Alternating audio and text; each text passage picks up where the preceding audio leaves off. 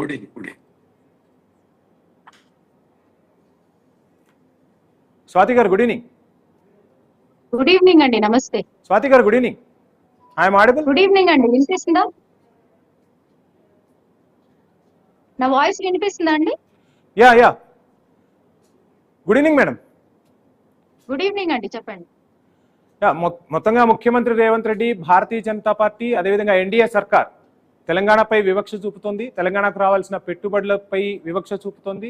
Telangana CM పర్యటనకు వెళ్తూ ఉంటే అడ్డుకున్నారు. ఇది తెలంగాణ సీఎంకు జరిగిన అవమానం కాదు, తెలంగాణ ప్రజానికానికి, తెలంగాణ రాష్ట్రానికి జరిగిన అవమానం అంటున్నారు. ఏం చెప్పదలుచుకున్నారు? మీ ఫస్ట్ క్వశ్చన్, తెలంగాణ పట్ల భారతీయ జనతా పార్టీ వివక్షత చూపిస్తుంది అనే ప్రశ్నకి ఆన్సర్ చెప్పడానికి ప్రయత్నిస్తాను. రీసెంట్ గా ప్రధానమంత్రి మోదీ గారు తెలంగాణ ప్రాంతానికి రావడం జరిగింది. పర్టికులర్ గా మన హైదరాబాద్ కి రావడం జరిగింది. చాలా పెద్ద భారీ బహిరంగ సభ జరిగింది. ఈ బహిరంగ సభలో తెలంగాణ చీఫ్ మినిస్టర్ రేవంత్ రెడ్డి గారు కూడా మోదీ గారితో ఈ సభలో పార్టిసిపేట్ చేయడం జరిగింది. ఎవరో చెప్తే మనకి డౌట్లు వస్తాయి. అంటే కార్యకర్తలు మాట్లాడినా లేదా ప్రజల్లో ఒక కమెంట్ వచ్చినా మనం దీనికి కౌంటర్ ఇవ్వడానికి నిజంగానే మనం అర్హులం అన్నమాట. కానీ ఇక్కడ మీరు క్లియర్ గా చూడగలిగితే ఆ రోజు జరిగినటువంటి ప్రోగ్రామ్ సీఎం రేవంత్ రెడ్డి గారే భారీ బహిరంగ సభలో ఆయన మైక్ పట్టుకుని మరీ చెప్పడం జరిగింది. తెలంగాణ నుంచి ఎటువంటి నిధుల అవసరాలకి మేము బీజేపీ గవర్నమెంట్ ని అప్రోచ్ అయినప్పుడు మినిస్టర్స్ మాకు బాగా కోఆపరేట్ చేస్తున్నారు, అన్ని విధాలుగా మాకు నిధులు అందుతున్నాయి. ఏదో అక్కడక్కడ చిన్న నిధులకి కూడా మేము మళ్ళీ దాని గురించి చర్చ పెడితే అవి కూడా త్వరలో ఇస్తా అంటున్నారు. అన్ని విధాలుగా మాకు సపోర్ట్ అందిస్తున్నారు. ఇలాగే మాకు ఇంకా ముందు సపోర్ట్ అందించాలి అని ఆయన నోటితో మైక్ లో చెప్పడం జరిగింది.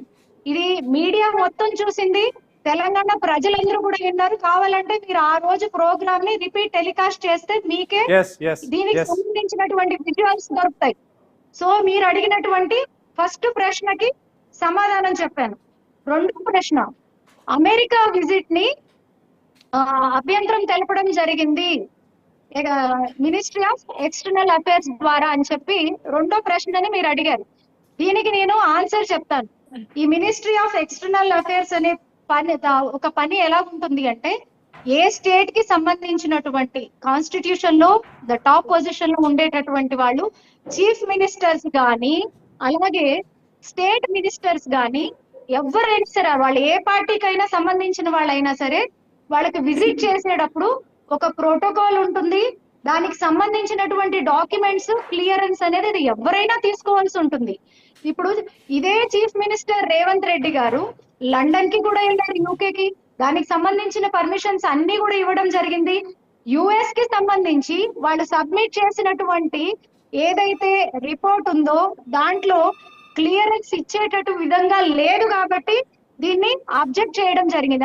అది రేవంత్ రెడ్డి గారే కాదు, ఆ ప్లేస్ లో ఏ స్టేట్ కి సంబంధించిన ఏ చీఫ్ మినిస్టర్ అన్నా ఉండనివ్వండి, ఏ మినిస్టర్ అన్నా ఉండనివ్వండి, ప్రోటోకాల్ ని ఎవరైనా సరే సరిగ్గా ఫాలో అవ్వాలి. ఇంకొకటి చెప్తాను మీకు, ఇక్కడ ఫెయిల్యూర్ వీళ్ళు కప్పిపుచ్చుకోవడానికి భారతీయ జనతా పార్టీ మీద వేస్తున్నారు. కానీ దీని యొక్క ఫెయిల్యూర్ నేను తెలంగాణ అఫీషియల్ డెలిగేట్స్ ఎవరైతే ఉన్నారో వాళ్ళ సబ్మిషన్ లో ఉంది అంటున్నాను. ఎందుకంటే ఇప్పుడు కూడా తెలంగాణ స్టేట్ డెలిగేట్స్ ఎవరైతే ఉన్నారో వారందరూ కూడా యుఎస్ లో ఉన్నారు. ఆ ఇన్స్టిట్యూషన్స్ కి సంబంధించి ఆ ఎంఓయూస్ గాని అలాగే వారి యొక్క అగ్రిమెంట్స్ ని సైన్ చేయడానికి, దానికి సంబంధించినటువంటి సబ్మిషన్స్ చేయడానికి అక్కడే ఉన్నారు వాళ్ళు. మరి వాళ్ళు ఎలాగ అక్కడ ఉన్నారు? వాళ్ళకి ఎందుకు పర్మిషన్ ఇవ్వడం జరిగింది? మీరు అడిగిన ప్రశ్నకి నేను కంప్లీట్ ఆన్సర్ చెప్తున్నానండి.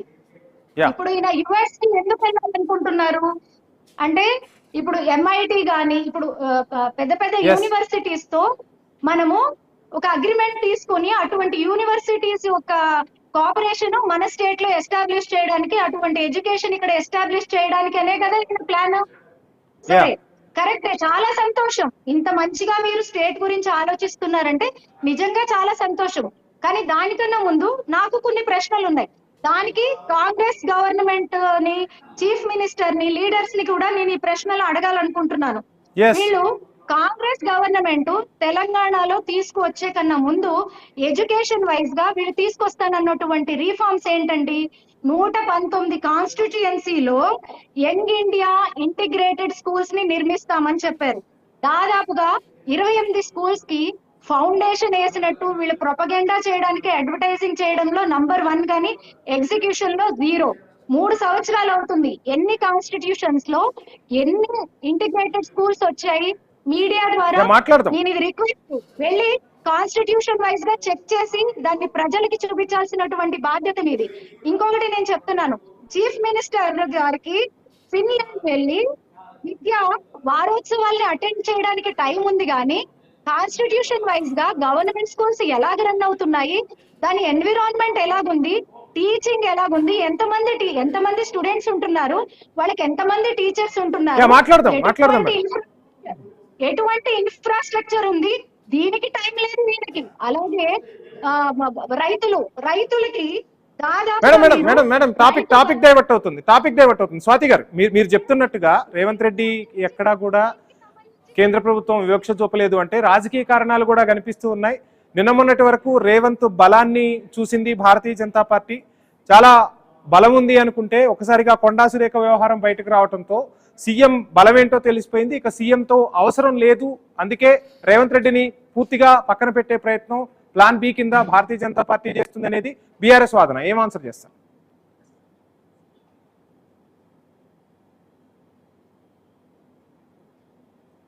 స్వాతి గారు సార్ చెప్పండి. నిన్న మొన్నటి వరకు రేవంత్ ని ఒక అస్త్రంగా భారతీయ జనతా పార్టీ చూసింది. అవసరమైతే రేపు రేవంత్ తో గవర్నమెంట్ ఫామ్ చేయాలన్న ఆలోచనలో ఉంటే కొండా సురేఖ వ్యవహారం బయటకు రావడంతో ఒక్కసారిగా రేవంత్ బలం ఏంటో భారతీయ జనతా పార్టీకి తెలిసొచ్చింది. అందుకే రేవంత్ తో ఇక అవసరం లేదు, అందుకోసమే పర్యటనను అడ్డుకున్నారు అన్న టాక్ కూడా వినిపిస్తోంది బీఆర్ఎస్ నుంచి. రెండు పార్టీలు దొందులేనండి. ఇద్దరు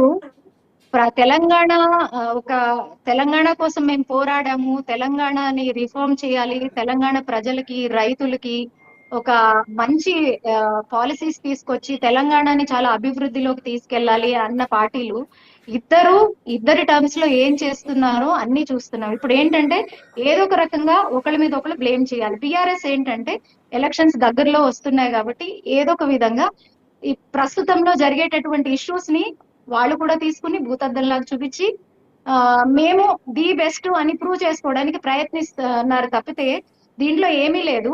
ఇంకొకటి, కేటీఆర్ గారు హీఈస్ హైలీ వెల్ ఎడ్యుకేటెడ్, చాలా సార్లు విజిట్స్ చేశారు, పొలిటికల్ గా ఆయన బాధ్యతల్ని ఎన్నోసార్లు నిర్వర్తించారు. ఇటువంటి సిచ్యుయేషన్స్ వచ్చినప్పుడు మినిస్ట్రీ ఆఫ్ ఎక్స్టర్నల్ అఫైర్స్ యొక్క బాధ్యతలు ఎలాగుంటాయి, ఎలాగ నిర్వర్తిస్తారు అని తెలవకుండానే ఆ ఇంగిత జ్ఞానం కూడా లేకుండా మాట్లాడడం ఒక లీడర్ గా ఎంతవరకు కరెక్ట్? ఆయన నిజంగా తెలంగాణ ప్రజల గురించి ఆలోచించి మంచి చేయాలనే ఆలోచన కేటీఆర్ గారిలో ఉండుంటే నిజాల్ని, కాంగ్రెస్ పార్టీ చేస్తున్నటువంటి తప్పిదాల్ని ప్రాపర్ గా ఆయన ప్రజల ముందు ప్రెజెంట్ చేసేవారు. సో వీళ్ళిద్దరూ కలిసి ఉన్నారు కాబట్టి అయితే ఒకళ్ళనొకళ్ళు బ్లేమ్ చేసుకుంటారు, లేకపోతే ఒకళ్ళ భుజాల మీద ఒకళ్ళు చెయ్యి వేసుకుని ఆ భూతద్దాన్ని ప్రజలకు చూపించి వాళ్ళని మభ్య పెట్టి మాయ చేసి వాళ్ళకి నచ్చిందే చేస్తారు, ఇలా మోసం చేస్తూనే ఉంటారు. ఇది తప్ప వేరే ఏం లేదండి ఇక్కడ.